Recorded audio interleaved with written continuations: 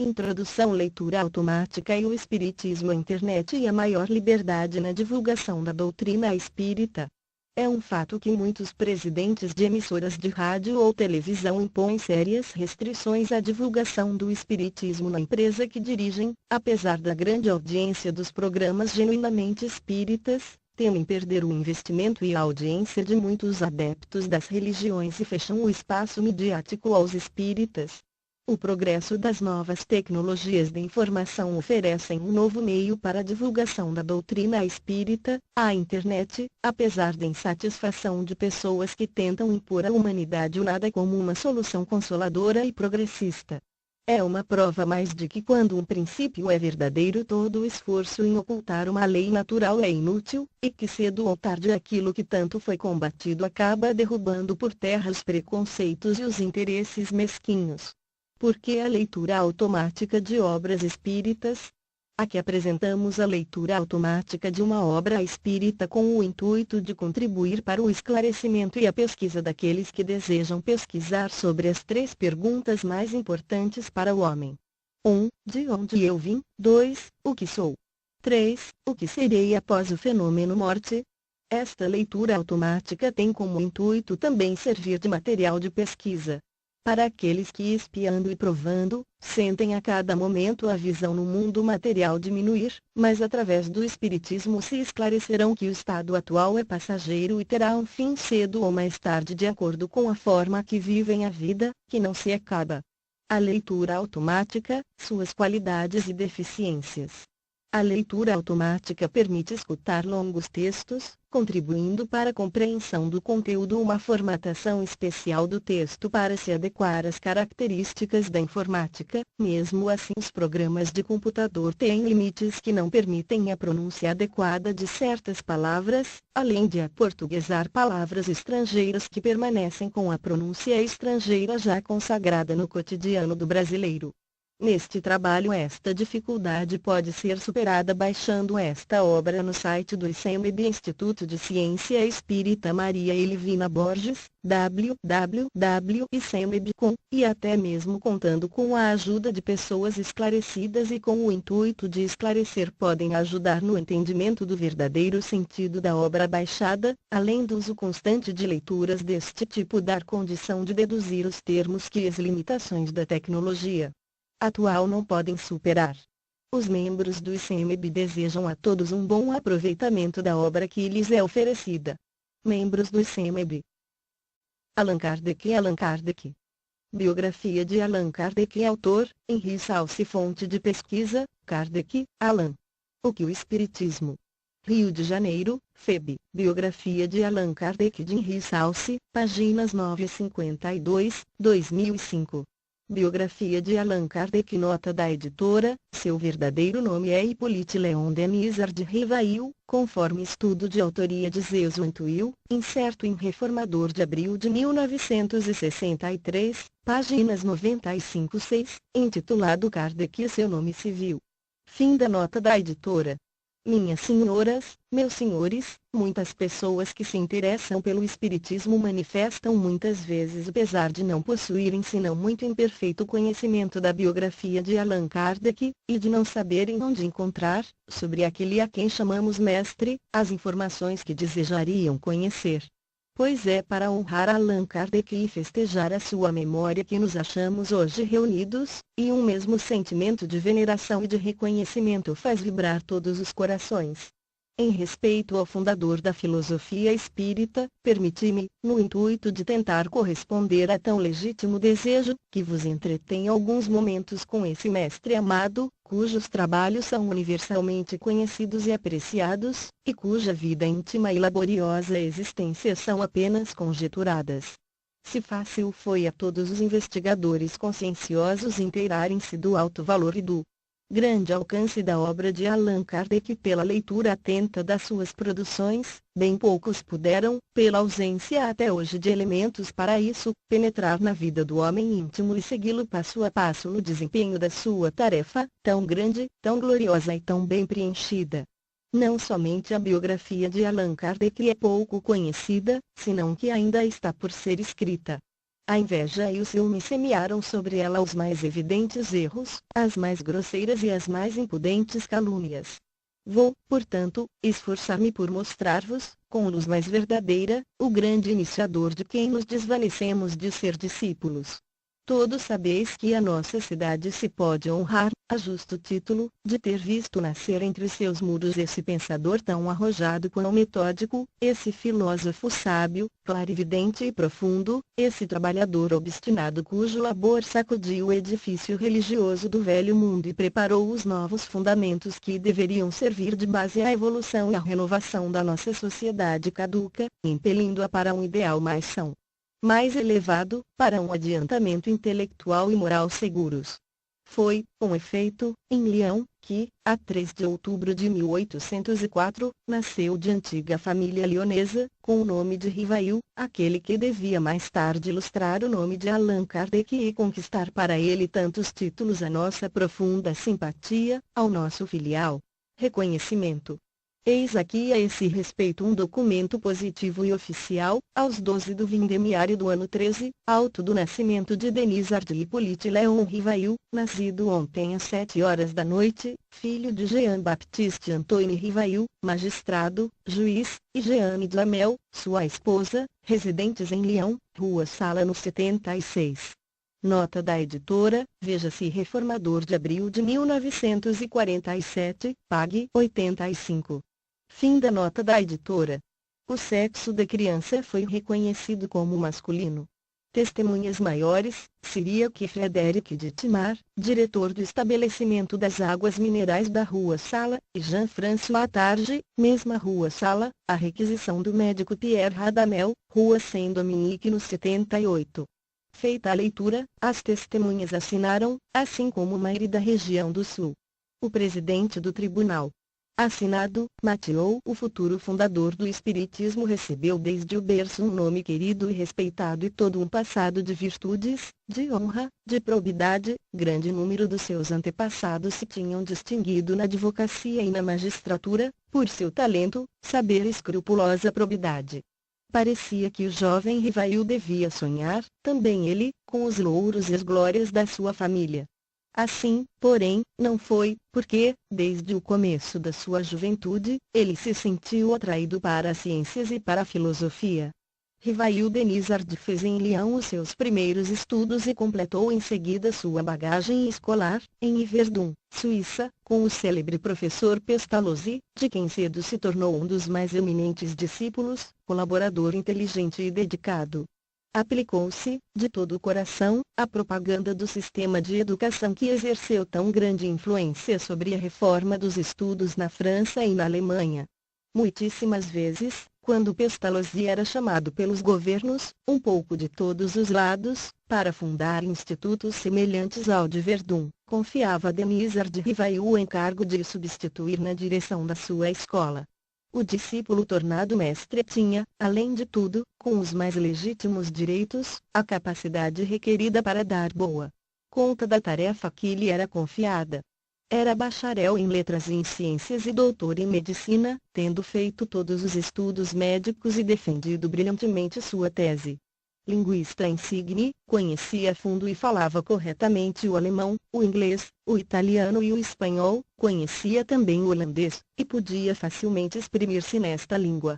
Nota da editora, ver Reformador de março de 1958, pag. 67. Fim da nota da editora. Denis Ardy Rivail era um alto e belo rapaz, de maneiras distintas, humor jovial na intimidade, bom e obsequioso.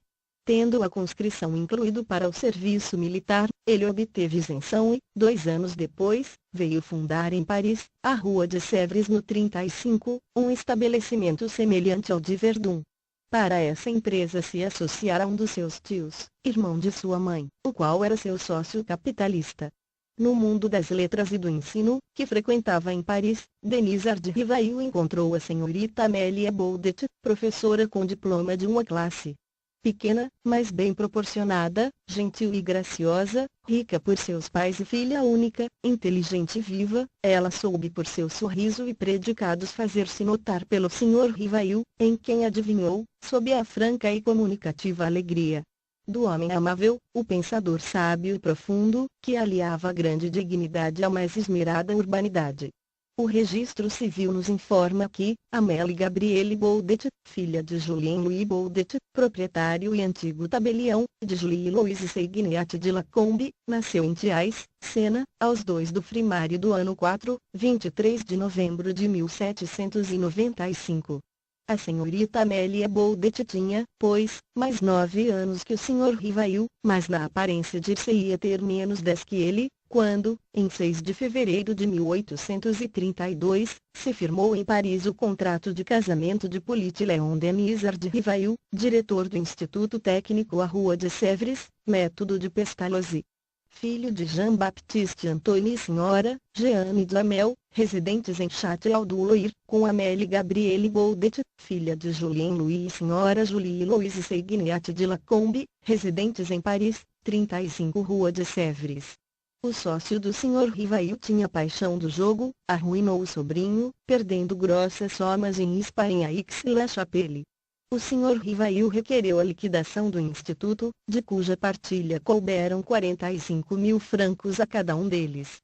Essa soma foi colocada pelo Sr. e Sra. Rivail em casa de um dos seus amigos íntimos, negociante, que fez maus negócios e cuja falência nada deixou aos credores.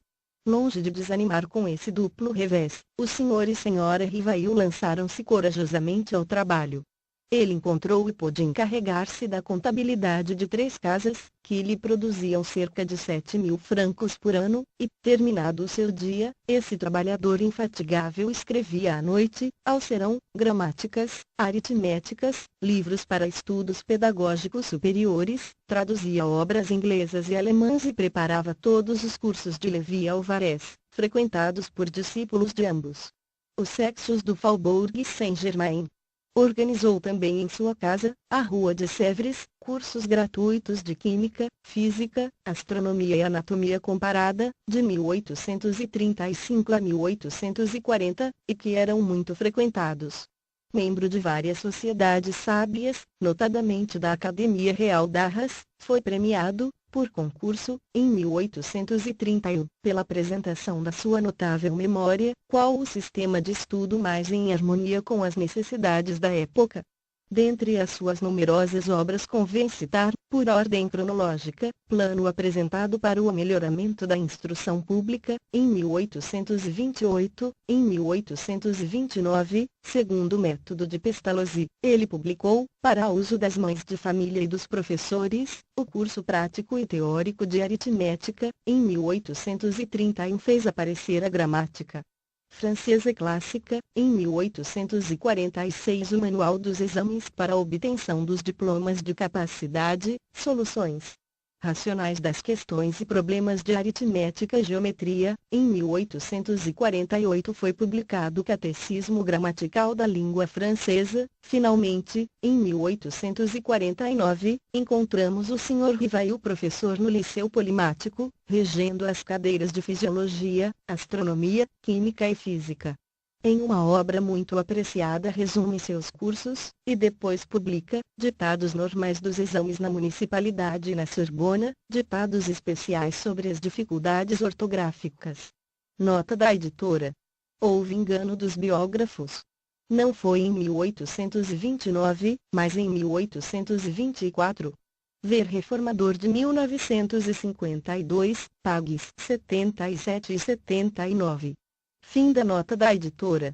Tendo sido essas diversas obras adotadas pela Universidade de França, e vendendo-se abundantemente, pôde o Sr. Rivail conseguir, graças a elas e ao seu assíduo trabalho, uma modesta abastança.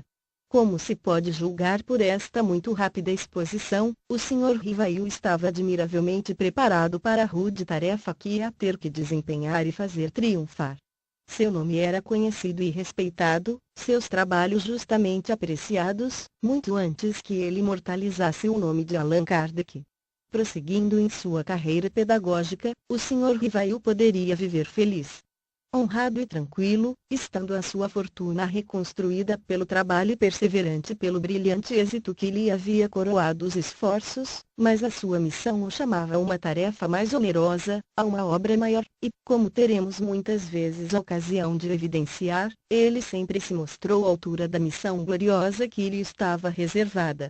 Seus pendores, suas aspirações, tê-lo-iam impelido para o misticismo, mas a educação, o juízo reto, a observação metódica, conservaram-no igualmente ao abrigo dos entusiasmos desarrazoados e das negações não justificadas. Foi em 1854 que o Sr. Rivail ouviu pela primeira vez falar nas mesas girantes, a princípio do Sr. Fortier, magnetizador, com o qual mantinha relações, em razão dos seus estudos sobre o magnetismo. O Sr. Fortier lhe disse um dia: eis aqui uma coisa que é bem mais extraordinária, não somente se faz girar uma mesa, magnetizando-a, mas também se pode fazê-la falar. Interroga-se, e ela responde. Isso, replicou o Sr. Rivail, é uma outra questão, eu acreditarei quando vir e quando me tiverem provado que uma mesa tem cérebro para pensar, nervos para sentir, e que se pode tornar sonâmbula. Até lá, permita-me que não veja nisso senão uma fábula para provocar o sono. Tal era a princípio o estado de espírito do Sr. Rivail, tal o encontraremos muitas vezes, não negando coisa alguma por parte e pris, mas pedindo provas e querendo ver e observar para crer, tais nos devemos mostrar sempre no estudo tão atraente das manifestações do além. Até agora, não vos falei senão do Sr. Rivail, professor emérito, autor pedagógico de renome. Nessa época, porém, da sua vida, de 1854 a 1856, um novo horizonte se rasga para esse pensador profundo, para esse sagaz observador.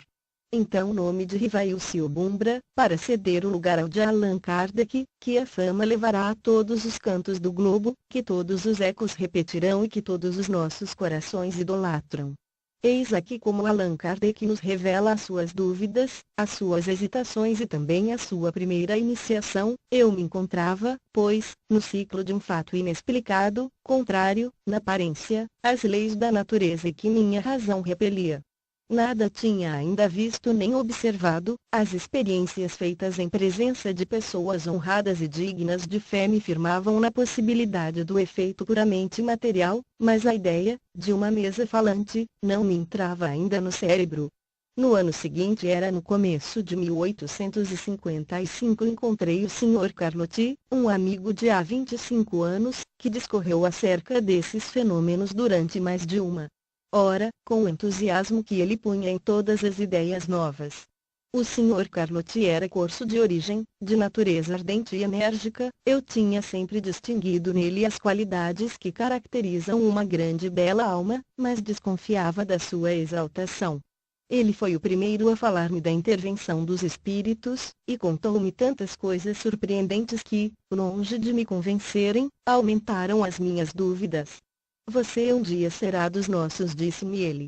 Não digo que não, respondi-lhe eu, veremos isso mais tarde. Daí a algum tempo, pelo mês de maio de 1855, estive, em casa da sonâmbula Sra. Roger, com o Sr. Fortier, seu magnetizador. Lá encontrei o Sr. Pater e a Sra. Plaine Maison, que me falaram desses fenômenos no mesmo sentido que o Sr. Carlotti, mas noutro tom. O Sr. Pater era funcionário público, de certa idade, homem muito instruído, de caráter grave, frio e calmo, sua linguagem pausada, isenta de todo o entusiasmo, produziu-me viva impressão, e, quando ele me convidou para assistir às experiências que se realizavam em casa da Sra. Plaine Maison, Rua Grange Batelliere no 18, aceitei com solicitude. A entrevista foi marcada para terça-feira de maio, às 8 horas da noite. Nota do autor: esta data ficou em branco no manuscrito de Allan Kardec. Fim da nota do autor. Foi aí, pela primeira vez, que testemunhei o fenômeno das mesas girantes, que saltavam e corriam, e isso em condições tais que a dúvida não era possível. Aí vi também alguns ensaios muito imperfeitos de escrita mediúnica em uma ardósia com o auxílio de uma cesta. Minhas ideias estavam longe de se haver modificado, mas naquilo havia um fato que devia ter uma causa. Entrevi, sob essas aparentes futilidades e a espécie de divertimento que com esses fenômenos se fazia, alguma coisa de sério e como que a revelação de uma nova lei, que a mim mesmo prometi aprofundar. A ocasião se me ofereceu e pude observar mais atentamente do que tinha podido fazer. Em um dos serões da senhora Plaine Maison, fiz conhecimento com a família Baldin, que morava então à rua Rochechouart. O Sr. Baldin fez-me oferecimento no sentido de assistir às sessões hebdomadárias que se efetuavam em sua casa, e às quais eu fui, desde esse momento, muito assíduo. Foi aí que fiz os meus primeiros estudos sérios em espiritismo, menos ainda por efeito de revelações que por observação. Apliquei a essa nova ciência, como até então o tinha feito, o método da experimentação, nunca formulei teorias preconcebidas, observava atentamente, comparava, deduzia as consequências, dos efeitos procurava remontar as causas pela dedução, pelo encadeamento lógico dos fatos, não admitindo como válida uma explicação, senão quando ela podia resolver todas as dificuldades da questão. Foi assim que sempre procedi em meus trabalhos anteriores, desde a idade de 15 a 16 anos. Compreendi, desde o princípio, a gravidade da exploração que ia empreender. Entrevi nesses fenômenos a chave do problema tão obscuro e tão controvertido do passado e do futuro, a solução do que havia procurado toda a minha vida, era, em uma palavra, uma completa revolução nas ideias e nas crenças, preciso, portanto, se fazia agir com circunspeção e não levianamente, ser positivista e não idealista, para me não deixar arrastar pelas ilusões. Um dos primeiros resultados das minhas observações foi que os espíritos, não sendo senão as almas dos homens, não tinham nem a soberana sabedoria, nem a soberana ciência, que o seu saber era limitado ao grau do seu adiantamento, e que a sua opinião não tinha senão o valor de uma opinião pessoal. Esta verdade, reconhecida desde o começo, evitou-me o grave escolho de crer na sua infalibilidade e preservou-me de formular teorias prematuras sobre a opinião de um só ou de alguns. Só o fato da comunicação com os espíritos, o que quer que eles pudessem dizer, provava a existência de um mundo invisível ambiente, era já um ponto capital, um imenso campo franqueado às nossas explorações, a chave de uma multidão de fenômenos inexplicados. O segundo ponto, não menos importante, era conhecer o estado desse mundo e seus costumes, se assim nos podemos exprimir. Cedo, observei que cada espírito, em razão de sua posição pessoal e de seus conhecimentos, desvendava-me uma fase desse mundo, exatamente como se chega a conhecer o estado de um país interrogando os habitantes de todas as classes e condições, podendo cada qual nos ensinar alguma coisa e nenhum deles podendo, individualmente, ensinar-nos tudo. Cumpre ao observador formar o conjunto, com o auxílio dos documentos recolhidos de diferentes lados, colecionados, coordenados e confrontados entre si. Eu, pois, agi com os espíritos como teria feito com os homens, eles foram, para mim, desde o menor até o mais elevado, meios de colher informações e não reveladores predestinados. A estas informações, colhidas nas obras póstumas de Allan Kardec, convém acrescentar que a princípio o Sr. Rivail, longe de ser um entusiasta dessas manifestações e absorvido por outras preocupações, esteve a ponto de as abandonar, o que talvez tivesse feito se não fossem as instantes solicitações dos Srs. Carlotti, René Taillandier, membro da Academia das Ciências, de Mamantese, Sardou, pai e filho, e Didier, o editor, que acompanhavam havia 5 anos o estudo desses fenômenos e tinham reunido 50 cadernos de comunicações diversas, que não conseguiam pôr em ordem. Conhecendo as vastas e raras aptidões de síntese do Sr. Rivail, esses senhores lhe enviaram os cadernos, pedindo-lhe que deles tomasse conhecimento e os pusesse em termos, os arranjasse. Este trabalho era árduo e exigia muito tempo, em virtude das lacunas e obscuridades dessas comunicações, e o sábio enciclopedista recusava-se a essa tarefa enfadonha e absorvente, em razão de outros trabalhos. Uma noite, seu espírito protetor, Z, deu-lhe, por um médium, uma comunicação toda pessoal, na qual lhe dizia, entre outras coisas, tê-lo conhecido em uma precedente existência, quando, ao tempo dos druidas, viviam juntos nas Gálias. Ele se chamava, então, Allan Kardec, e, como a amizade que lhe havia votado só fazia aumentar, prometia-lhe esse espírito secundá-lo na tarefa muito importante a que ele era chamado, e que facilmente levaria a termo. O Sr. Rivail, pois, lançou-se à obra, tomou os cadernos, anotou-os com cuidado. Após atenta leitura, suprimiu as repetições e pôs na respectiva ordem cada ditado, cada relatório de sessão, assinalou as lacunas a preencher, as obscuridades a aclarar, e preparou as perguntas necessárias para chegar a esse resultado. Até então, diz ele próprio, as sessões em casa do Sr. Baldin não tinham nenhum fim determinado. Propus-me, aí, fazer resolver os problemas que me interessavam sob o ponto de vista da filosofia, da psicologia e da natureza do mundo invisível. Comparecia a cada sessão com uma série de questões preparadas e metodicamente dispostas, eram respondidas com precisão, profundeza e de modo lógico.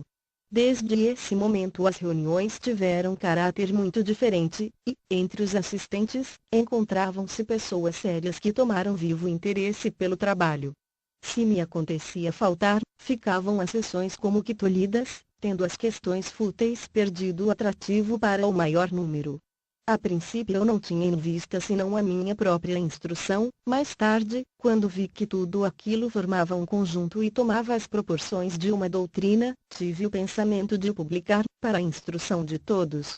Foram essas mesmas questões que, sucessivamente desenvolvidas e completadas, fizeram a base de O Livro dos Espíritos. Em 1856, o Sr. Rivail frequentou as reuniões espíritas que se realizavam à Rua Tiquetone, em casa do Sr. Roustan, com Le Jafet, sonâmbula, que obtinha como médium comunicações muito interessantes. Com o auxílio da cesta aguçada, fez examinar por esse médium as comunicações obtidas e postas precedentemente em ordem. Esse trabalho foi efetuado, a princípio, nas sessões ordinárias, mas a pedido dos espíritos, e para que fosse consagrado mais cuidado, mais atenção a esse exame, foi continuado em sessões particulares. Nota do tradutor, arranjada em forma de bico. Fim da nota do tradutor. Não me contentei com essa verificação, diz ainda Allan Kardec, que os espíritos me haviam recomendado. Tendo-me circunstâncias posto em relação com outros médiuns, toda vez que se oferecia a ocasião, eu aproveitava para propor algumas das questões que me pareciam mais melindrosas. Foi assim que mais de 10 médiuns prestaram seu concurso a esse trabalho. E foi da comparação e da fusão de todas essas respostas, coordenadas, classificadas e muitas vezes refeitas no silêncio da meditação, que formei a primeira edição de O Livro dos Espíritos, a qual apareceu em 18 de abril de 1857. Esse livro era em formato grande, em 4, em 2 colunas, uma para as perguntas e outra, em frente, para as respostas. No momento de publicá-lo, o autor ficou muito embaraçado em resolver como assinaria, se com o seu nome Denis Ardy Hippolyte Léon Rivail, ou com um pseudônimo. Sendo o seu nome muito conhecido do mundo científico, em virtude dos seus trabalhos anteriores, e podendo originar uma confusão, talvez mesmo prejudicar o êxito do empreendimento, ele adotou o alvitre de o assinar com o nome de Allan Kardec que, segundo lhe revelara o guia, ele tivera ao tempo dos druidas. A obra alcançou tal êxito que a primeira edição foi logo esgotada. Allan Kardec reeditou em 1858 sob a forma atual em 12, revista, correta e consideravelmente aumentada. Nota da editora: a segunda edição foi impressa em 1860, e não 1858. Nota da editora: FEB. No dia 25 de março de 1856 estava Allan Kardec em seu gabinete de trabalho, em via de compulsar as comunicações e preparar o Livro dos Espíritos, quando ouviu ressoarem pancadas repetidas no tabique, procurou, sem descobrir, a causa disso, e em seguida tornou a pôr mãos à obra. Sua mulher, entrando cerca das 10 horas, ouviu os mesmos ruídos, procuraram, mas sem resultado, de onde podiam eles provir. Moravam, então, à Rua dos Mártires no 8, no segundo andar, ao fundo. No dia seguinte, sendo dia de sessões em casa do Sr. Baldin, escreve Allan Kardec, contei o fato e pedi a explicação dele. Pergunta: ouvistes o fato que acabo de narrar? Podereis dizer-me a causa dessas pancadas que se fizeram ouvir com tanta insistência? Resposta: era o teu espírito familiar. P. Com que fim vinha ele bater assim? R. Queria comunicar-se contigo. P. Podereis dizer-me o que queria ele? R. Podes perguntar a ele mesmo, porque está aqui. P. Meu espírito familiar, quem quer que sejais, agradeço-vos terdes vindo visitar-me. Quereis ter a bondade de dizer-me quem sois? R. Para te chamar-me-ei a verdade, e todos os meses, durante um quarto de hora, estarei aqui, à tua disposição. P. Ontem, quando batestes, enquanto eu trabalhava, tinhas alguma coisa de particular a dizer-me? R. O que eu tinha a dizer-te era sobre o trabalho que fazias, o que escrevias me desagradava e eu queria fazer-te parar. Nota: o que eu escrevia era precisamente relativo aos estudos que fazia sobre os espíritos e suas manifestações. P. A vossa desaprovação versava sobre o capítulo que eu escrevia, ou sobre o conjunto do trabalho? R. Sobre o capítulo de ontem, faço-te juiz dele. Torna a lê-lo esta noite, reconhecer-lhe-ás os erros e os corrigirás. P. Eu mesmo não estava muito satisfeito com esse capítulo e o refiz hoje. Está melhor. R. Está melhor, mas não muito bom. Lê da 3ª à 30ª linha e reconhecerás um grave erro.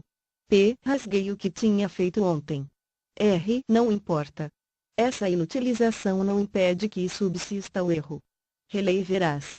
P. O nome de verdade que tomais é uma alusão à verdade que procuro. R. Talvez, ou, pelo menos, é um guia que te há de auxiliar e proteger. P. Posso evocar-vos em minha casa? R. Sim, para que eu te assista pelo pensamento, mas, quanto a respostas escritas em tua casa, não será tão cedo que as poderás obter. P. Podereis vir mais frequentemente que todos os meses? R. Sim, mas não prometo senão uma vez por mês, até nova ordem. P. Animastes alguma personagem conhecida na Terra?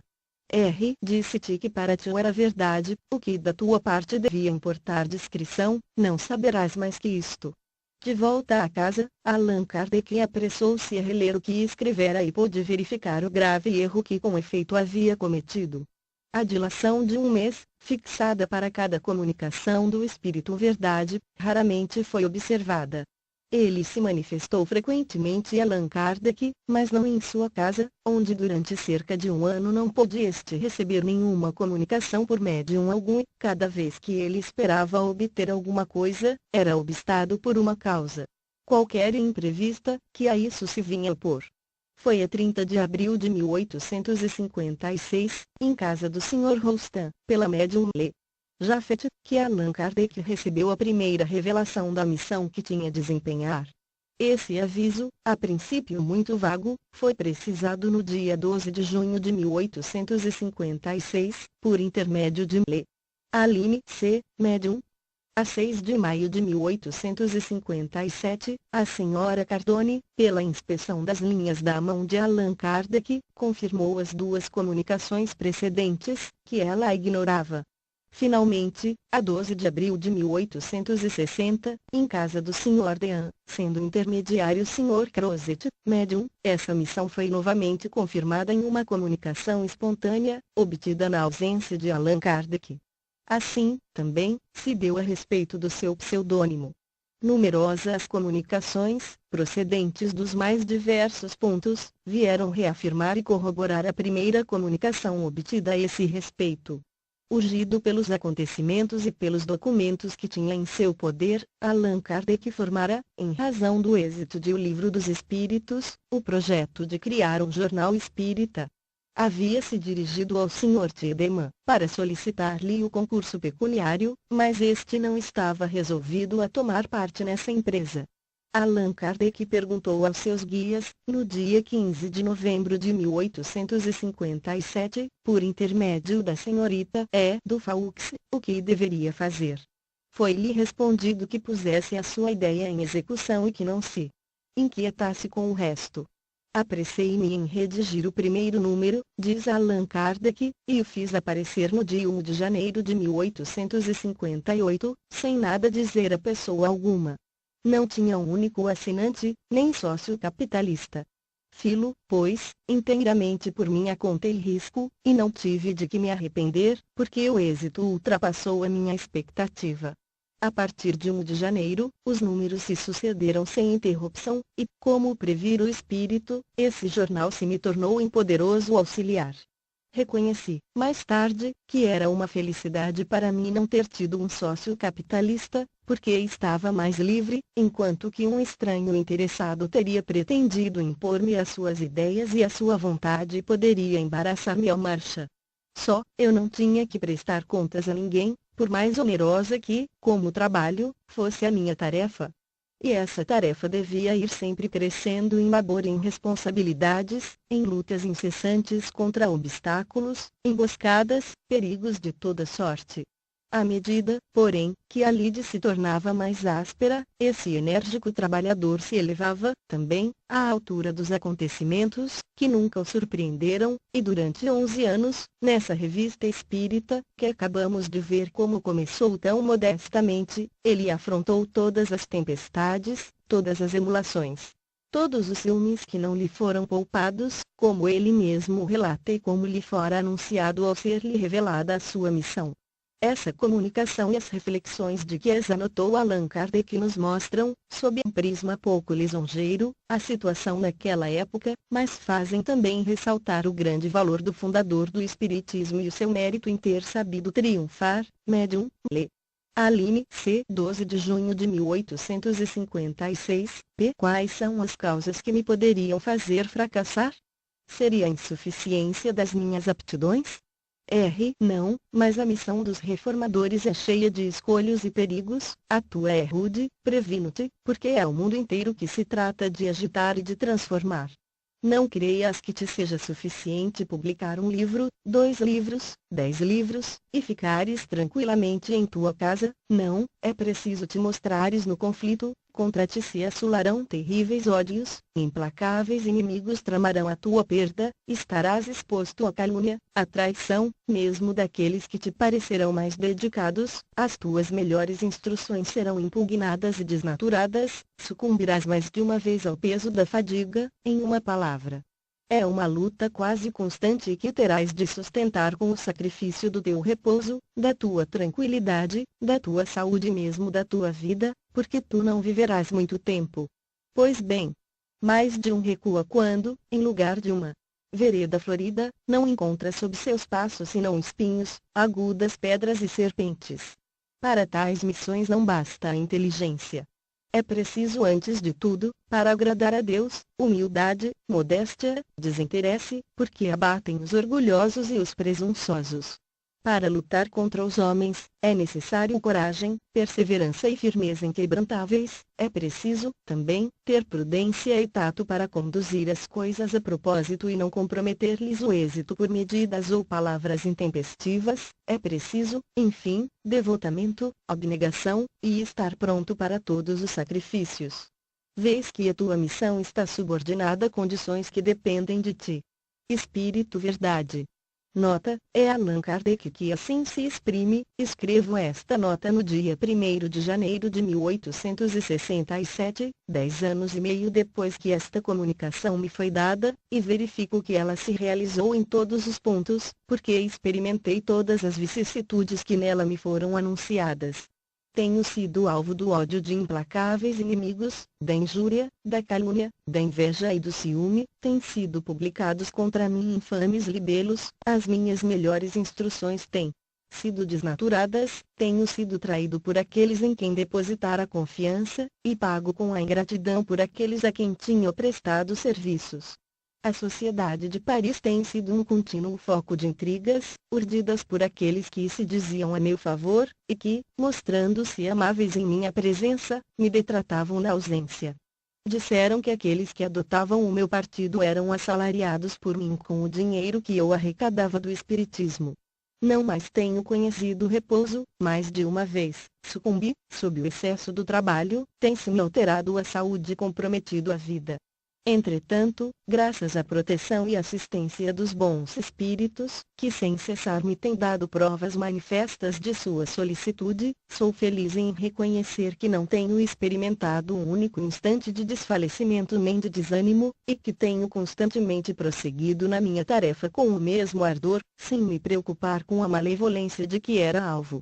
Segundo a comunicação do Espírito Verdade, eu devia contar com tudo isso, e tudo se verificou. Fim da nota.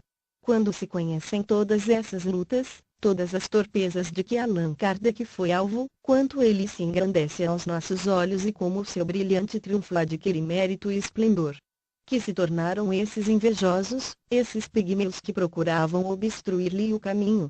Na maior parte são desconhecidos os seus nomes, ou nenhuma recordação despertam mais, o esquecimento os retomou e sepultou para sempre em suas sombras, enquanto que o de Allan Kardec, o intrépido lutador, o pioneiro ousado, passará à posteridade com a sua auréola de glória tão legitimamente adquirida. A Sociedade Parisiense de Estudos Espíritas foi fundada a 1 de abril de 1858. Até então, as reuniões se realizavam em casa de Allan Kardec, a Rua dos Mártires, com Le do Faux como principal médium. O seu salão poderia conter de 15 a 20 pessoas. Cedo, aí reuniu ele mais de 30.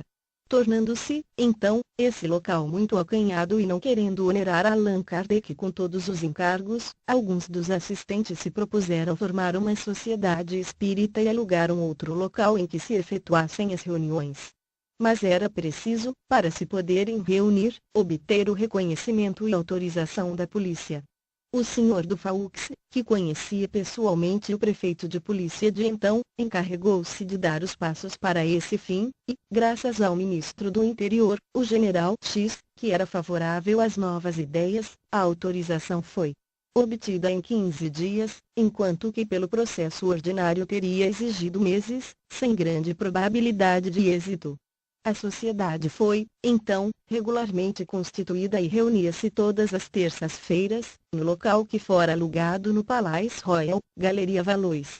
Aí ficou durante um ano, de 1 de abril de 1858 a 1 de abril de 1859. Não podendo lá permanecer por mais tempo, reunia-se todas as sextas-feiras em um dos salões do restaurante do Wix, no Palais Royal, Galeria Montpensier, de 1 de abril de 1859 a 1 de abril de 1860, época em que se instalou em sede própria, a Rua e Passagem Santiana no 59. Depois de haver dado conta das condições em que se formou a sociedade e da tarefa que teve a desempenhar, Allan Kardec assim se exprime, Revista Espírita, 1859, pág. 169, empreguei em minhas funções, que posso dizer laboriosas, toda a solicitude e toda a dedicação de que era capaz, do ponto de vista administrativo. Esforcei-me por manter nas sessões uma ordem rigorosa e por imprimir-lhe um caráter de gravidade, sem o qual o prestígio de assembleia séria teria cedo desaparecido. Agora, que a minha tarefa está terminada e que o impulso está dado, devo inteirar-vos da resolução que tomei, de renunciar de futuro a toda espécie de função na sociedade, mesmo a de diretor dos estudos. Não ambiciono senão um título de simples membro titular, com que me sentirei sempre feliz e honrado. O motivo da minha determinação está na multiplicidade dos meus trabalhos, que aumentam todos os dias, pela extensão das minhas relações, porque, além daqueles que conheceis, preparo outros trabalhos mais consideráveis, que exigem longos e laboriosos estudos e não absorverão menos de 10 anos. Ora, os trabalhos da sociedade não deixam de tomar muito tempo, quer para o preparo, quer para a coordenação e a passagem a limpo. Reclamam assiduidade muitas vezes prejudicial às minhas ocupações pessoais, pois que se torna indispensável a iniciativa quase exclusiva que me tendes deixado. É a esse motivo, meus senhores, que eu devo ter tantas vezes tomado a palavra, lamentando com frequência que os membros eminentemente esclarecidos que possuímos nos privassem das suas luzes. Desde muito tempo alimentava o desejo de demitir-me das minhas funções, manifestei-o de modo muito explícito em diversas ocasiões, quer aqui, quer em particular a muitos dos meus colegas, e especialmente ao Sr. Le Doyen. tê-lo-ia feito mais cedo, se não fora o temor de produzir uma perturbação na sociedade. Retirando-me no meado do ano, poderiam acreditar em uma deserção, e era preciso não dar esse prazer aos nossos adversários. Desempenhei, portanto, a minha tarefa até ao fim. Hoje, porém, que esses motivos cessaram, apresso-me em vos dar parte da minha resolução, para não embaraçar a escolha que fareis. É justo que cada um tenha sua parte nos encargos e nas honras. Apressemo-nos a acrescentar que essa demissão não foi aceita e que Allan Kardec foi reeleito por unanimidade, menos um voto e uma cédula em branco. Diante desse testemunho de simpatia, ele se submeteu e se conservou em suas funções. Em setembro de 1860, Allan Kardec fez uma viagem de propaganda à nossa região, e eis aqui como ela fez referência na Sociedade Parisiense de Estudos Espíritas. O Sr. Allan Kardec dá conta do resultado da viagem que acaba de fazer, no interesse do Espiritismo, e felicita-se pela cordialidade do acolhimento que por toda parte encontrou, especialmente em Sens, Mâcon, Lyon e Saint-Étienne. Observou, em todo lugar em que se demorou, os progressos consideráveis da doutrina, mas o que sobretudo é digno de nota, é que em parte alguma viu que dela se fizesse um divertimento, mas que, ao contrário, dela se ocupam de modo sério, e que por toda parte lhe compreendem o alcance e as consequências futuras. Há, sem dúvida, muitos adversários, sendo os mais encarniçados os inimigos interessados, mas os motejadores diminuem sensivelmente, vendo que os seus sarcasmos não colocam do seu lado os gracejadores, e que auxiliam mais do que impedem o progresso das novas crenças, começam a compreender que nada ganham com isso e que consomem o seu espírito em pura perda, e assim se calam. Uma frase muito característica parece ser em toda parte a ordem do dia, e é esta: o Espiritismo está no ar, só por se desenha ela o estado das coisas. Mas, é sobretudo em Lyon que são mais notáveis os resultados.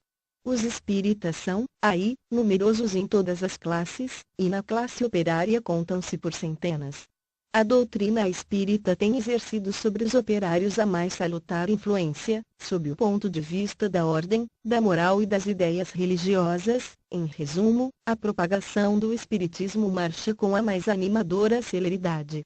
No decurso dessa viagem, Allan Kardec pronunciou um discurso magistral, no banquete realizado a 19 de setembro de 1860, do qual eis aqui algumas passagens, próprias a nos interessar, a nós que aspiramos a substituir dignamente esses trabalhadores da primeira hora. A primeira coisa que me impressionou foi o número de adeptos. Eu sabia perfeitamente que Lyon os contava em grande escala, mas estava longe de imaginar que o número fosse tão considerável, porque é por centenas que eles se contam, e, em pouco tempo eu o espero, já se não poderão contar mais. Se, porém, Lyon se distingue pelo número, não o faz menos pela qualidade, o que ainda vale mais. Por toda parte não encontrei senão espíritas sinceros, compreendendo a doutrina sob seu verdadeiro ponto de vista. Há, meus senhores, três categorias de adeptos: uns que se limitam a crer na realidade das manifestações e que procuram, antes de tudo, os fenômenos. O espiritismo é simplesmente para eles uma série de fatos mais ou menos interessantes. Os segundos veem outra coisa nele além dos fatos, compreendem o seu alcance filosófico, admiram a moral que deles decorre, mas não a praticam. Para eles, a caridade cristã é uma bela máxima, e nada mais. Os terceiros, finalmente, não se contentam de admirar a moral, praticam-na e aceitam-lhe as consequências.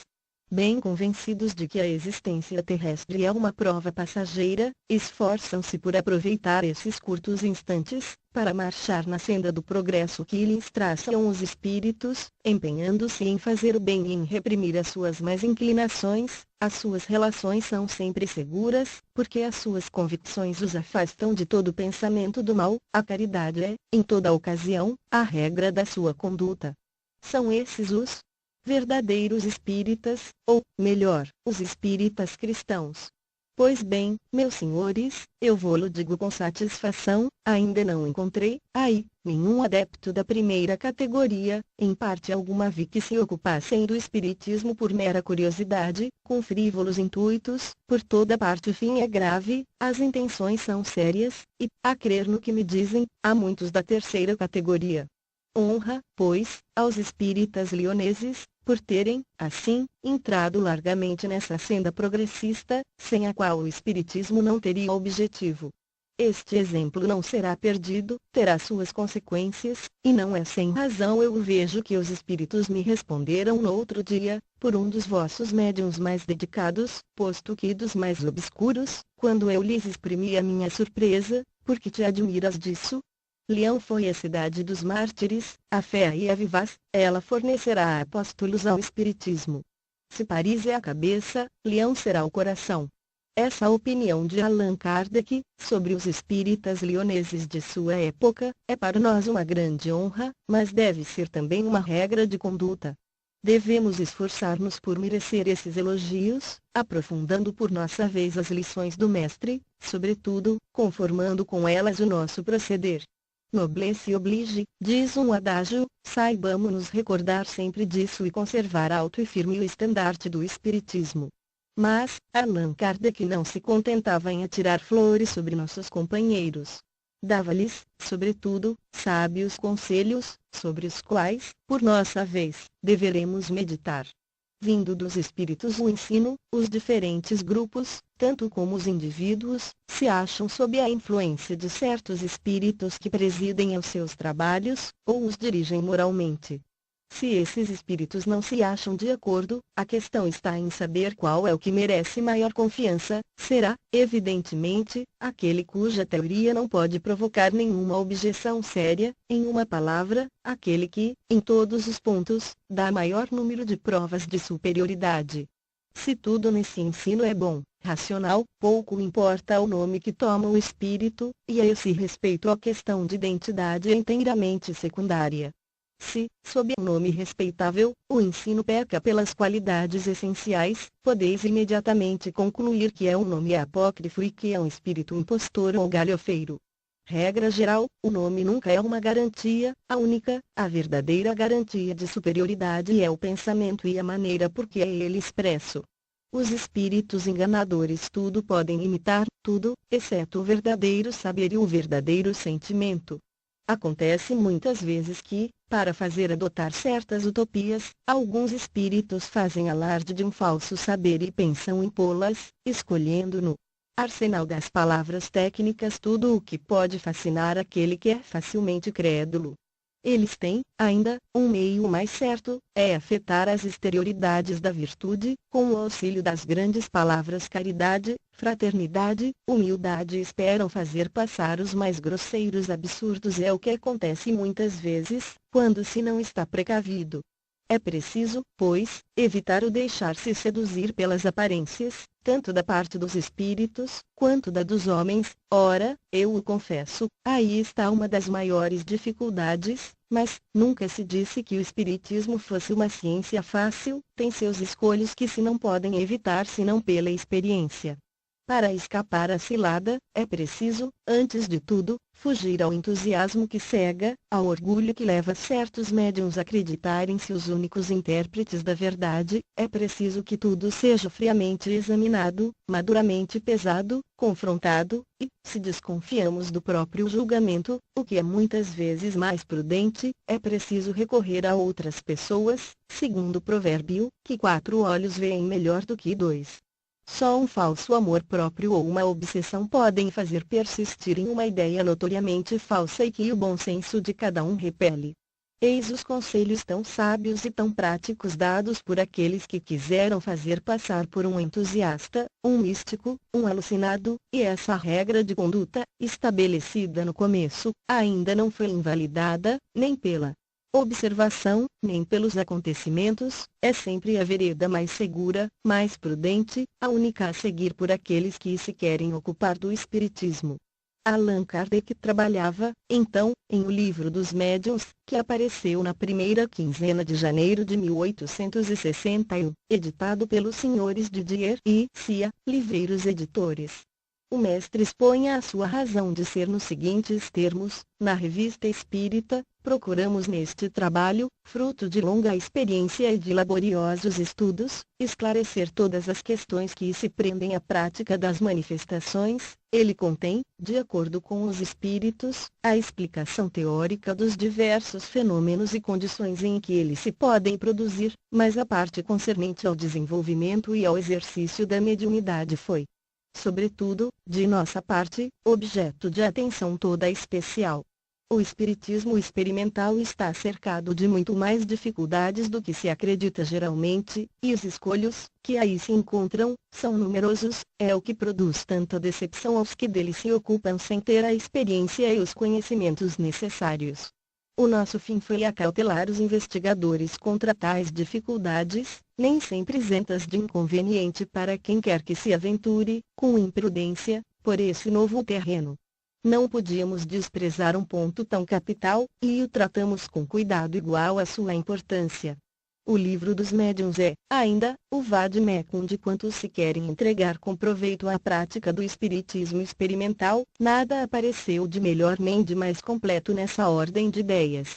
É ainda o mais seguro guia de que nos podemos servir para explorar, sem perigo, o terreno da mediunidade. No ano de 1861, Allan Kardec fez uma nova viagem espírita a Sens, Mâcon e Leão, e verificou que em nossa cidade o espiritismo atingira a maioridade. Com efeito, não é mais por centenas, diz ele, que aí se contam os espíritas, como há um ano, é por milhares, ou, para melhor dizer, já se não contam, e pode-se calcular que, seguindo a mesma progressão, dentro de um ano ou dois eles serão mais de 30.000. O espiritismo, aí, tem feito adeptos em todas as classes, mas é sobretudo na classe operária que se tem propagado com maior rapidez, e isso não é de admirar, sendo essa classe a que mais sofre, volta-se para o lado que lhe oferece maior consolação. Se aqueles que clamam contra o espiritismo lhe oferecessem outro tanto, essa classe se voltaria para eles, mas, ao contrário, querem tirar-lhe exatamente aquilo que ajuda a carregar o seu fardo de miséria. E isto tem sido o meio mais seguro de perderem as suas simpatias e fazê-la engrossar as nossas fileiras. O que vimos com os nossos próprios olhos é de tal modo característico e encerra ensino tão grande, que acreditamos dever consagrar aos operários a maior parte do nosso relatório. No ano passado, só havia um único centro de reunião, o dos Brottiaux, dirigido por Dijous, chefe de oficina, e sua mulher. Depois, formaram-se outros em diferentes pontos da cidade, em Guillotieri, em Perrache, em Croix-Rousse, em Vaise, em Saint-Et, etc., sem contar grande número de reuniões particulares. Então, havia apenas 2 ou 3 médiuns neófitos, hoje os há em todos os grupos e muitos são de primeira ordem. Em um só grupo vimos 5 escreverem simultaneamente. Vimos, igualmente, um rapaz muito bom médium vidente, no qual podemos verificar essa faculdade desenvolvida no mais alto grau. Sem dúvida, muito é para desejar que se multipliquem os adeptos, mas o que mais vale ainda do que o número é a qualidade. Pois bem, declaramo-lo bem alto, não vimos, em parte alguma, reuniões espíritas mais edificantes do que as dos operários lioneses, quanto à ordem, ao recolhimento e à atenção que prestam às instruções dos seus guias espirituais, a homens, velhos, senhoras, jovens, crianças mesmo, cuja atitude respeitosa contrasta com a sua idade. Jamais uma única criança perturbou por instantes. O silêncio das nossas reuniões, muitas vezes longas, pareciam quase tão ávidas quanto seus pais, em recolher as nossas palavras. Mas, isto não é tudo, o número das metamorfoses morais é, entre os operários, quase tão grande quanto o dos adeptos. Hábitos viciosos reformados, paixões acalmadas, ódios apaziguados, lares tornados tranquilos, em uma palavra, as mais legítimas virtudes cristãs desenvolvidas, e isso pela confiança, de agora em diante inabalável, que lhes dão as comunicações espíritas. No futuro em que não acreditavam, é uma felicidade para eles assistirem. A essas instruções, de que saem reconfortados contra a adversidade, muitos chegam a galgar mais de uma légua, sob qualquer tempo, inverno ou verão, tudo arrostando para não faltarem a uma sessão, é que neles não há a fé vulgar, mas a baseada sobre uma convicção profunda, raciocinada e não cega. Por ocasião dessa viagem, um banquete novamente reuniu sob a presidência de Allan Kardec os membros da grande família espírita leonesa. No dia 19 de setembro de 1860 os convivas eram apenas uns 30, a 19 de setembro de 1861 o número era de 160, representando os diferentes grupos, que se consideram todos como membros de uma grande família, entre os quais não existe sombra de ciúme e de rivalidade. O que diz o mestre, temos, de passagem, grande satisfação em registrar. A maioria dos assistentes era composta de operários e toda a gente notou a perfeita ordem que não cessou de reinar um só instante. É que os verdadeiros espíritas põem sua satisfação nas alegrias do coração e não nos prazeres ruidosos. A 14 de outubro do mesmo ano encontramos Allan Kardec em Bordeaux, onde, como em todas as cidades por que passava, semeava a boa nova e fazia germinar a fé no futuro. Além das viagens e dos trabalhos de Allan Kardec, esse ano de 1861 permanecerá memorável nos anais do Espiritismo por um fato de tal modo monstruoso que quase parece incrível. Refiro-me ao auto de fé levado a efeito em Barcelona, em que foram queimadas pela fogueira dos inquisidores 300 obras espíritas. O Sr. Maurício Lachatre estava nessa época estabelecido como livreiro, em Barcelona, em relações e em comunhão de ideias com Allan Kardec. Assim, pediu a este que lhe enviasse certo número de obras espíritas, para as expor à venda e fazer propaganda da nova filosofia. Essas obras, em número de 300 aproximadamente, foram expedidas nas condições ordinárias, com uma declaração em ordem do conteúdo das caixas. A sua chegada à Espanha, foram os direitos da alfândega cobrados ao destinatário e arrecadados pelos agentes do governo espanhol, mas a entrega das caixas não se fez. O bispo de Barcelona, tendo julgado esses livros perniciosos à fé católica, fez confiscar a expedição pelo Santo Ofício. Uma vez que não queriam entregar essas obras ao destinatário, Allan Kardec reclamou a sua devolução, mas a sua reclamação foi de nulo efeito, e o bispo de Barcelona, erigindo-se em policiador da França, fundamentou a sua recusa com a seguinte resposta: a Igreja Católica é universal, e sendo esses livros contrários à fé católica, o governo não pode consentir que eles passem a perverter a moral e a religião de outros países. E não somente esses livros não foram restituídos, mas também os direitos aduaneiros ficaram em poder do fisco espanhol. Allan Kardec poderia promover uma ação diplomática e obrigar o governo espanhol a efetuar o retorno das obras. Os espíritos, porém, o dissuadiram disso, dizendo que era preferível para a propaganda do espiritismo deixar essa ignomínia seguir o seu curso. Renovando os fastos e as fogueiras da Idade Média, o bispo de Barcelona fez queimar em praça pública, pela mão do carrasco, as obras incriminadas. Eis aqui, a título de documento histórico, o processo verbal dessa infâmia clerical, aos 9 dias de outubro de 1861, às 10h30 da manhã, na esplanada da cidade de Barcelona, no lugar em que são executados os criminosos condenados à pena última. Por ordem do bispo desta cidade foram queimados 300 volumes e brochuras sobre o espiritismo, a saber, a Revista Espírita, diretor Allan Kardec, a Revista Espiritualista, diretor Pierre Art, o Livro dos Espíritos, por Allan Kardec, o Livro dos Médiuns, pelo mesmo, o que é o Espiritismo, pelo mesmo, fragmento de sonata. Ditado pelo Espírito Mozart, Carta de um Católico sobre o Espiritismo, pelo Dr. Grande, a História de Joana d'Arc, por ela mesma ditada a Hamlet. Hermance do Faux, a realidade dos espíritos demonstrada pela escrita direta, pelo Barão de Gudenstubbe.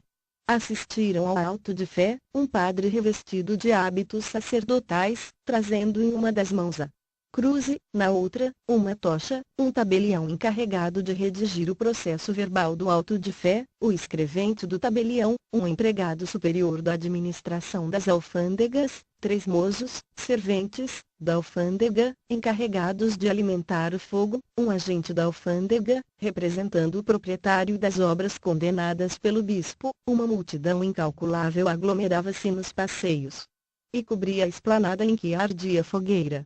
Quando o fogo consumiu os 300 volumes e brochuras espíritas, o padre e os seus ajudantes se retiraram cobertos pelos apupos e as maldições dos numerosos assistentes, que gritavam, abaixo a Inquisição. Em seguida muitas pessoas se acercaram da fogueira e apanharam cinzas. Seria diminuir o horror de tais atos, acompanhá-los com a narrativa dos comentários. Constatemos somente que ao clarão dessa fogueira o espiritismo tomou um incremento inesperado em toda a Espanha e, como o havíamos espíritos previsto, conquistou, aí, um número incalculável de adeptos. Só podemos, pois, como fez Allan Kardec, alegrar-nos com o grande reclamo que esse ato odioso operou em favor do espiritismo. A propósito, porém, da propaganda que nós mesmos devemos fazer da nossa filosofia, nunca deveremos esquecer estes conselhos do Mestre, Revista Espírita, 1863, pág. 367, o Espiritismo se dirige aos que não creem ou que duvidam, e não aos que têm fé e a quem essa fé é suficiente. Ele não diz a ninguém que renuncie às suas crenças para adotar as nossas, e nisto é consequente com os princípios de tolerância e de liberdade de consciência que professa. Por esse motivo não poderíamos aprovar as tentativas feitas por certas pessoas para converter as nossas ideias o clero, de qualquer comunhão que seja. Repetiremos, pois, a todos os espíritas, acolhei com solicitude os homens de boa vontade, oferecei a luz aos que a procuram, porque com os que creem não sereis bem-sucedidos, não façais violência à fé de ninguém, muito mais quanto ao clero que aos seculares, porque semeareis em campos áridos, ponde a luz em evidência, para que a vejam os que quiserem ver, mostrai os frutos da árvore deles, dai de comer aos que têm fome, não aos que se dizem saciados.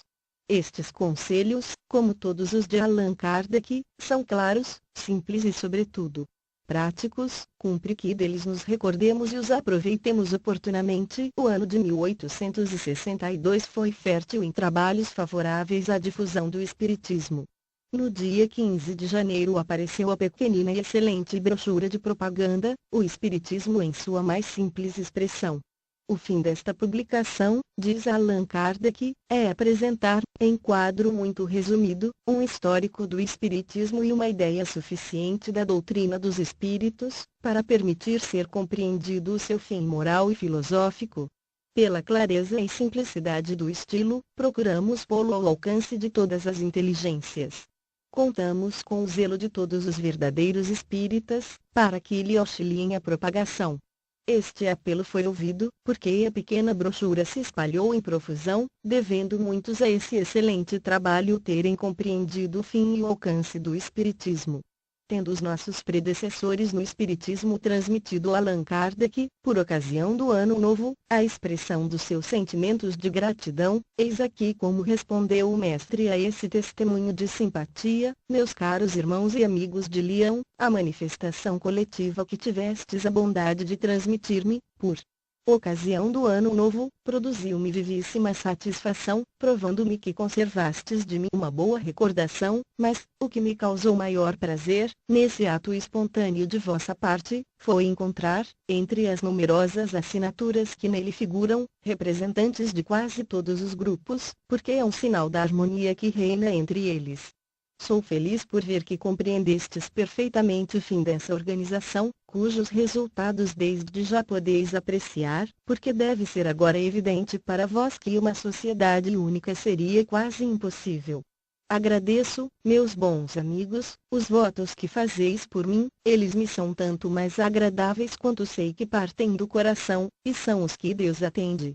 Ficai, pois, satisfeitos, porque ele os ouve todos os dias, proporcionando-me a extraordinária satisfação no estabelecimento de uma nova doutrina, de ver aquela a que me tenho dedicado engrandecer e prosperar, em minha vida, com uma rapidez maravilhosa. Considero um grande favor do céu ser testemunha do bem que ela já produz. Esta certeza, de que recebo diariamente os mais tocantes testemunhos, me paga com usura todos os meus sofrimentos, todas as minhas fadigas. Não peço a Deus senão uma graça, e é de dar-me a força física necessária para ir até ao fim da minha tarefa, que longe se encontra de estar concluída, mas, como quer que isso suceda, possuirei sempre a maior consolação, pela certeza de que a semente das ideias novas, espalhada agora por toda parte, é imperecível, mais feliz que muitos outros, que não trabalharam senão para o futuro. É-me permitido contemplar os primeiros frutos. Se alguma coisa lamento, é que a exiguidade dos meus recursos pessoais me não permita pôr em execução os planos que concebi para um avanço ainda mais rápido. Se Deus, porém, em sua sabedoria, entendeu dispor de modo diferente, legarei esses planos aos nossos sucessores, que, sem dúvida, serão mais felizes. A despeito da escassez dos recursos materiais, o movimento que se opera na opinião ultrapassou toda a expectativa. Crede, meus irmãos, que nisso vosso exemplo não terá sido sem influência. Recebei, portanto, as nossas felicitações pela maneira por que sabeis compreender e praticar a doutrina. No ponto a que hoje chegaram as coisas, e tendo em vista a marcha do Espiritismo através dos obstáculos semeados em seu caminho, pode dizer-se que as principais dificuldades estão superadas. Ele conquistou o seu lugar e está assente sobre bases que de hora em diante desafiam os esforços dos seus adversários. Perguntam como uma doutrina, que torna feliz e melhor, pode ter inimigos. É natural, o estabelecimento das melhores coisas choca sempre interesses, ao começar. Não tem acontecido assim com todas as invenções e descobertas que têm revolucionado a indústria. As que hoje são consideradas como benefícios, sem as quais não se poderia mais passar, não tiveram inimigos obstinados. Toda lei que reprime um abuso não tem contra si todos os que vivem dos abusos. Como quereríeis que uma doutrina que conduza ao reino da caridade efetiva não fosse combatida por todos os que vivem no egoísmo? E sabeis que são eles numerosos na terra. No começo contaram sepultá-la com a zombaria, hoje veem que essa arma é impotente e que, sob o fogo dos sarcasmos, ela prosseguiu o seu caminho sem tropeçar. Não acrediteis que se confessem vencidos, não, o interesse material é tenaz. Reconhecendo que é uma potência com que é necessário de hoje em diante contar, vão dirigir-lhe assaltos mais sérios, mas que só servirão para melhor atestar a fraqueza deles. Uns atacarão diretamente por palavras e atos, e a perseguirão até na pessoa dos seus adeptos, que eles se esforçarão por desalentar a poder de embaraços, enquanto que outros, secretamente e por caminhos disfarçados, procurarão miná-la surdamente. Ficai prevenidos de que a luta não está terminada. Fui avisado de que eles vão tentar um supremo esforço. Não tenhais, porém, receio, o penhor da vitória está nesta divisa, que é a de todos os verdadeiros espíritas: fora da caridade não há salvação. Arvorai-a bem alto, porque ela é a cabeça de Medusa para os egoístas. A tática, posta já em prática pelos inimigos dos espíritas, mas que eles vão empregar com novo ardor, é tentar dividi-los criando sistemas divergentes e suscitando entre eles a desconfiança e o ciúme. Não vos deixeis cair no laço, e tende como certo que quem quer que procure um meio, qualquer que seja, para quebrar a boa harmonia, não pode ter boa intenção. É por isso que vos recomendo useis da maior circunspeção na formação dos vossos grupos, não somente para vossa tranquilidade, como no próprio interesse dos vossos labores. A natureza dos trabalhos espíritas exige calma e recolhimento. Ora, não há recolhimento possível se se está preocupado com discussões e com a manifestação de sentimentos malévolos. Não haverá sentimentos malévolos se houver fraternidade. Não pode, porém, haver fraternidade em egoístas, ambiciosos e orgulhosos. Entre orgulhosos, que se suscetibilizam e ofendem por tudo, ambiciosos que se sentirão mortificados se não tiverem a supremacia, egoístas que não pensam senão em si, a cisânia não pode tardar a introduzir-se, e com ela a dissolução. É o que desejariam os nossos inimigos, e é o que eles procuram fazer. Se um grupo quer estar em condições de ordem, de tranquilidade e de estabilidade, é preciso que nele reine o sentimento fraternal. Todo grupo ou sociedade que se formar, sem ter caridade efetiva por base, não tem vitalidade, enquanto que aqueles que forem fundados de acordo com o verdadeiro espírito da doutrina olhar-se-ão como membros de uma mesma família que, não sendo possível habitarem todos sob o mesmo teto, moram em lugares diferentes. A rivalidade entre eles seria um contrassenso, ela não poderia existir onde reina a verdadeira caridade, porque a caridade não se pode entender de duas maneiras. Reconhecei, pois, o verdadeiro espírita na prática da caridade por pensamentos, palavras e obras, e persuadi-vos de quem quer que nutra em sua alma sentimentos de animosidade, de rancor, de ódio, de inveja ou de ciúme, mente a si próprio se tem a pretensão de compreender e praticar o espiritismo. O egoísmo e o orgulho matam as sociedades particulares, como o matam os povos e sociedade em geral. Tudo mereceria citação nestes conselhos, tão justos quanto práticos, mas é preciso que nos limitemos, em razão do tempo de que podemos dispor. A pedido dos espíritas de Lyon e de Bordeaux, Allan Kardec fez, em setembro e outubro, uma longa viagem de propaganda semeando por toda parte a boa nova e prodigalizando conselhos, mas somente aos que lhos pediam. O convite feito pelos grupos lioneses estava subscrito por 500 assinaturas. Uma publicação especial deu conta dessa viagem de mais de 6 semanas, durante a qual o mestre presidiu a mais de 50 reuniões em 20 cidades, onde por toda parte foi alvo do mais cordial acolhimento e se sentiu feliz por verificar os imensos progressos do espiritismo. A respeito das viagens de Allan Kardec, como certas influências hostis houvessem espalhado o boato de que eram feitas a expensas da Sociedade Parisiense de Estudos Espíritas, sobre cujo orçamento igualmente ele sacava de antemão todos os seus gastos de correspondência e de manutenção, o mestre rebateu, assim, essa falsidade. Muitas pessoas, sobretudo na província, pensaram que as despesas dessas viagens oneravam a Sociedade de Paris. Tivemos que desfazer esse erro quando se ofereceu a ocasião. Aos que ainda o pudessem partilhar, recordaremos o que afirmamos noutra circunstância, número de junho de 1862, página 167, Revista Espírita, que a sociedade se limita a prover as suas despesas correntes e não possui reservas, para que pudesse acumular capital. Ser-lhe-ia preciso que tivesse em mira o número, e isto é o que ela não faz. Nem quer fazer, porque o seu fim não é a especulação e porque o número nada acrescenta à importância dos trabalhos. Sua influência é toda moral e está no caráter de suas reuniões, que dão aos estranhos a ideia de uma assembleia grave e séria. Aí está o seu mais poderoso meio de propaganda. Ela, pois, não poderia prover tal despesa. Os gastos de viagem, como todos os que as nossas relações reclamam para o espiritismo, são tirados dos nossos recursos pessoais e das nossas economias, aumentadas com o produto das nossas obras, sem o qual nos seria impossível prover a todos os encargos, que são para nós a consequência da obra que empreendemos. Isto é dito sem vaidade e unicamente para render homenagem à verdade, e para a edificação daqueles aos quais se afigura que nós capitalizamos. Em 1862 Allan Kardec fez também aparecer uma refutação às críticas contra o espiritismo, no ponto de vista do materialismo, da ciência e da religião. Nota da editora, Feb. A 16ª edição, em 1975, Allan Kardec, no livro Voyage Spirit em 1862, Ledoyen, Paris, 1862, gr. em 8º, 64 páginas, revela ter desistido da ideia de publicar o opúsculo que anunciara.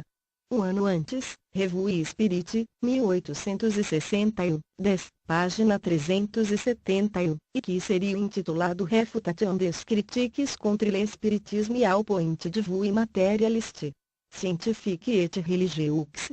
Fim da nota da editora, FEB. Em abril de 1864 publicou A Imitação do Evangelho segundo o Espiritismo, com a explicação das máximas morais do Cristo, sua aplicação e sua concordância com o Espiritismo.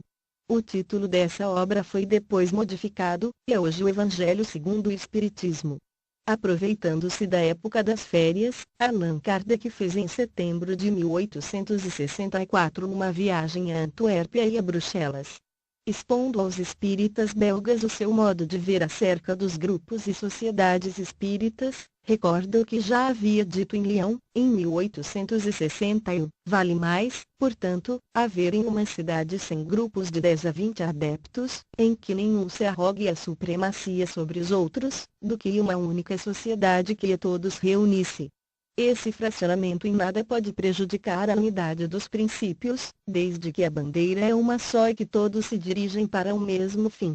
As sociedades numerosas têm sua razão de ser sob o ponto de vista da propaganda, mas, quanto aos estudos sérios e continuados, é preferível constituírem-se grupos íntimos.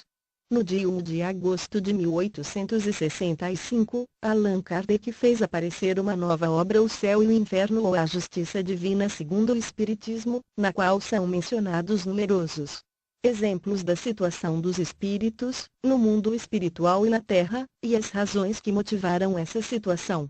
Os admiráveis êxitos do Espiritismo, seu desenvolvimento quase incrível, criaram-lhe inúmeros inimigos e, à proporção que ele se foi engrandecendo, aumentou, também, a tarefa de Allan Kardec.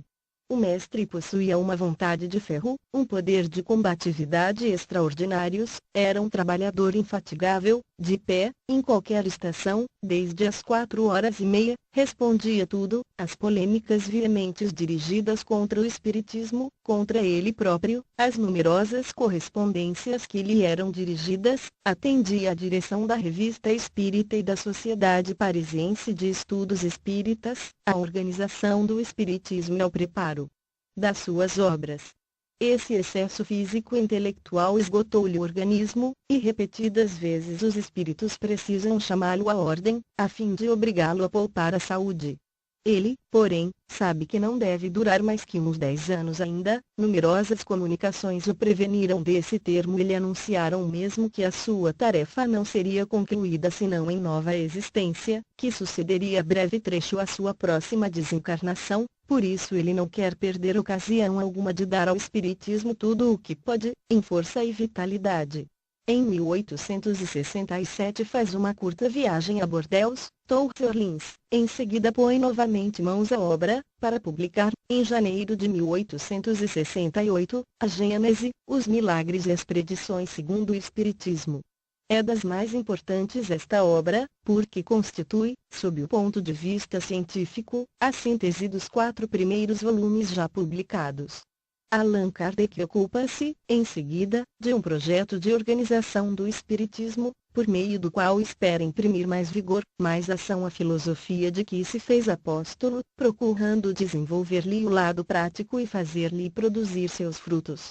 O objeto constante das suas preocupações é saber quem o substituirá em sua obra, porque sente que o desenlace está próximo, e a constituição que elabora tem precisamente por fim prover as necessidades futuras da doutrina espírita. Desde os primeiros anos do Espiritismo, Allan Kardec havia comprado, com o produto das suas obras pedagógicas, 2.666 metros quadrados de terreno na Avenida Ségur, atrás dos Inválidos.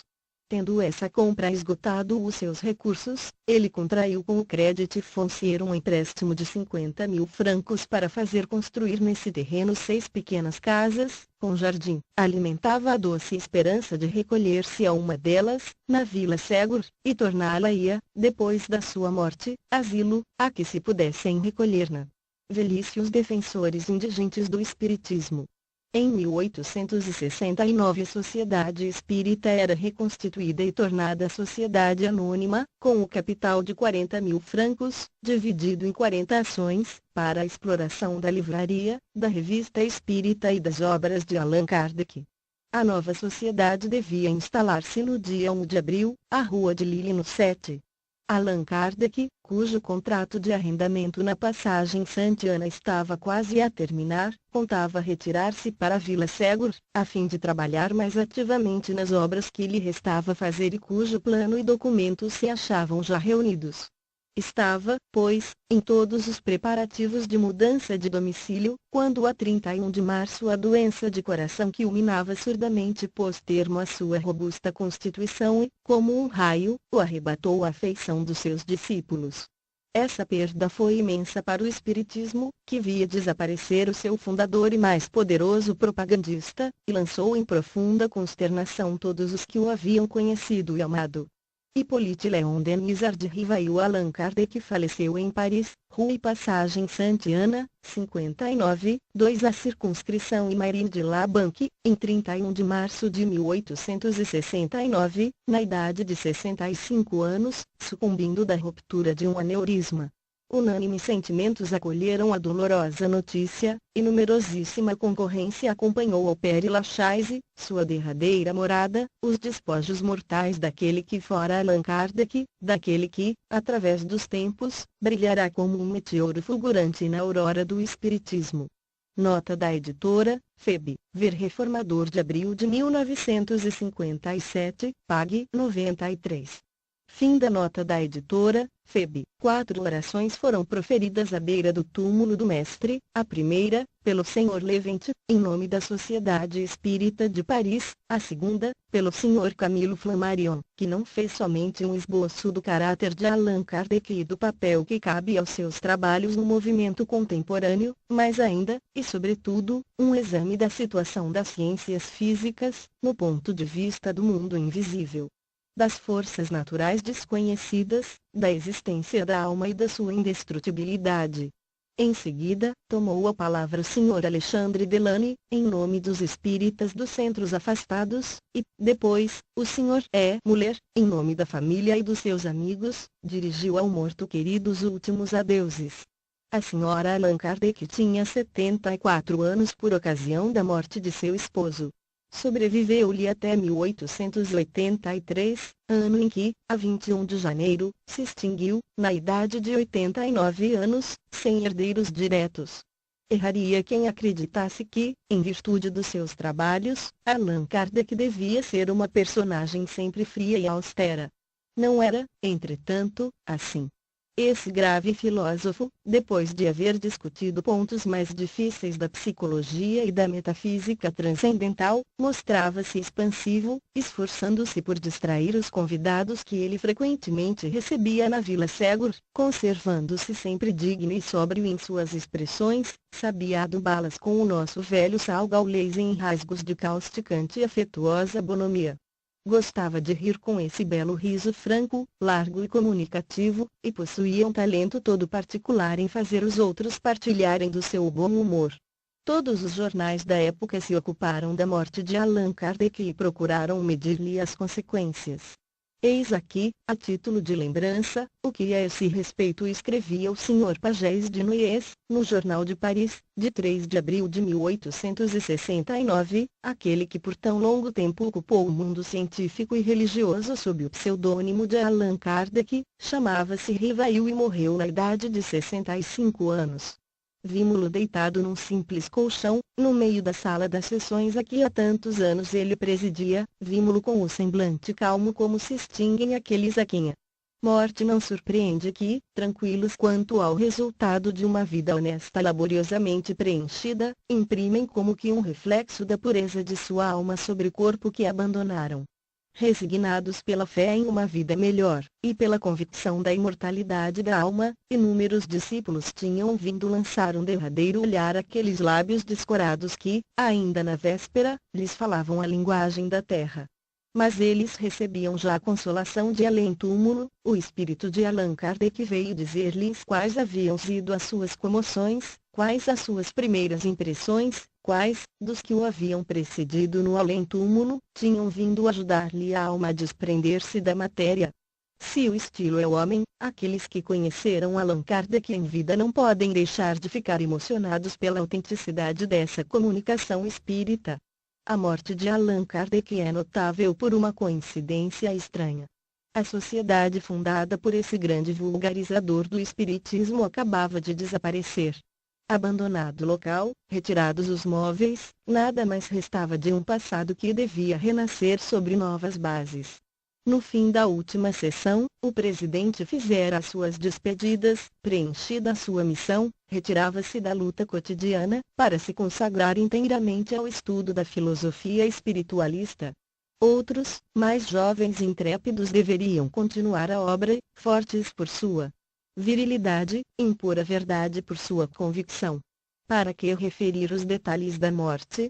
Que importa o modo por que se partiu o instrumento, e por que consagrar uma linha a esses fragmentos de hora em diante mergulhados no turbilhão imenso das moléculas? Allan Kardec morreu na sua hora própria.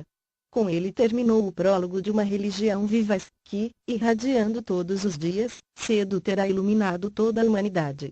Ninguém melhor que ele podia conduzir a bom termo essa obra de propaganda, a qual era necessário sacrificar as longas vigílias que alimentam o espírito, a paciência que educa com o correr do tempo, a abnegação que afronta a estultícia do presente, para não ver senão a irradiação do futuro. Allan Kardec terá, com suas obras, fundado o dogma pressentido pelas mais antigas sociedades. Seu nome, apreciado como de um homem de bem, está há muito tempo vulgarizado pelos que creem e pelos que receiam. É difícil praticar o bem sem chocar os interesses estabelecidos. O espiritismo destrói muitos abusos, reanima muitas consciências doloridas, dando-lhes a certeza da prova e a consolação do futuro. Os espíritas choram hoje o amigo que os deixa, porque o nosso entendimento, por assim dizer, material, não se pode submeter a essa ideia de transição, pago, porém, o primeiro tributo a essa inferioridade do nosso organismo, o pensador ergue a cabeça e através desse mundo invisível, que ele sente existir além do túmulo, estende a mão ao amigo, que já não existe, convencido de que o seu espírito nos protege sempre. O presidente da Sociedade Espírita de Paris está morto, mas o número de adeptos cresce todos os dias, e os corajosos, os quais pelo respeito ao mestre se deixavam ficar no segundo plano, não hesitarão em se evidenciarem, por bem da grande causa. Esta morte, que o vulgo deixará passar indiferente, não deixa de ser, por isso, um grande fato para a humanidade.